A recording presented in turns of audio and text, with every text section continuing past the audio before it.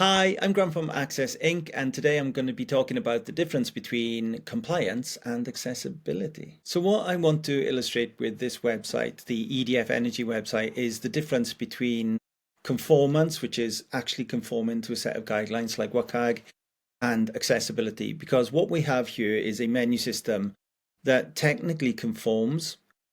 Usability is so poor, I wouldn't really claim this as being accessible. So what we're going to do now is switch to keyboard access. So I'm going to be using the tab key and the enter key. I'm going to use the arrow keys to see whether I can reach the other controls next to it, and I can't. So I'll start tabbing through, and you can see that I'm moving from, I just tab to My Account and App, and then that takes us through the menu underneath, and then it's on to Get a Quote. And then I move through the menu underneath that, just using the tab key because that's the only option available to me. The arrow keys don't work at any level. So what I mean here when I'm talking about using the arrow keys, in addition to the tab key and the enter key, the arrow keys are commonly used in websites and applications to move through menus and through other application controls. But in this particular instance, that hasn't been enabled. The engineers, the developers haven't considered the needs of keyboard users, and they haven't enabled that. So instead of the user being able to just move through the top level menu items by using the arrow keys, they're having to tab through every single item in the sub menus before they can get to the next item. So this is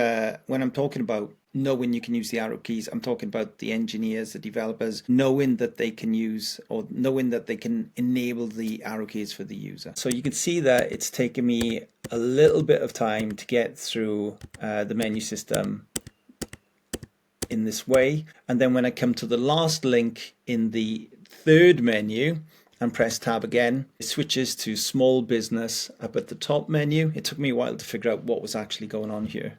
And then we start again going through all of these links. So you can see why it might take us quite a while to get to the About Us link where we could learn about sustainability if we couldn't use a mouse. It would take many tabs of the keyboard to reach something that I can reach very quickly with a mouse and click on a link that way. And it might take 100 times longer for that to be accessible to someone just using a keyboard. So how would we fix this? So knowing that you can use the arrow keys in addition to tab or shift tab keys to get through a product means that opens your eyes to being able to use the arrow keys to navigate. That means that you give a whole layer of better accessibility to people using keyboard only access, including people who use screen readers.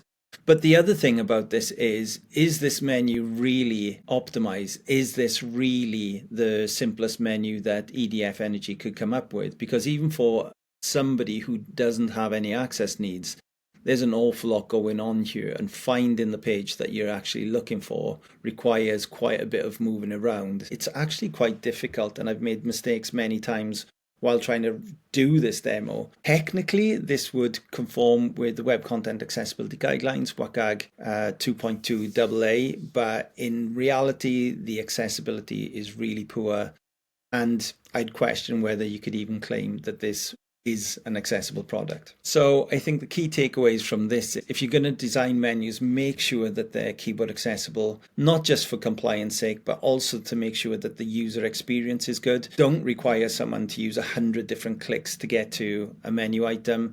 And also think about how you can make your menus simpler. They don't need to be this complicated. There has to be a way of simplifying this information. And finally, if you're going to have a menu system or website that's really complicated, then you have to consider whether it's worth putting a search in there so that people can just type in the information that they're looking for, and that'll come up in the search results. So I hope you've enjoyed this top tip for accessibility, and if you want to see more videos like this, please make sure to like and subscribe.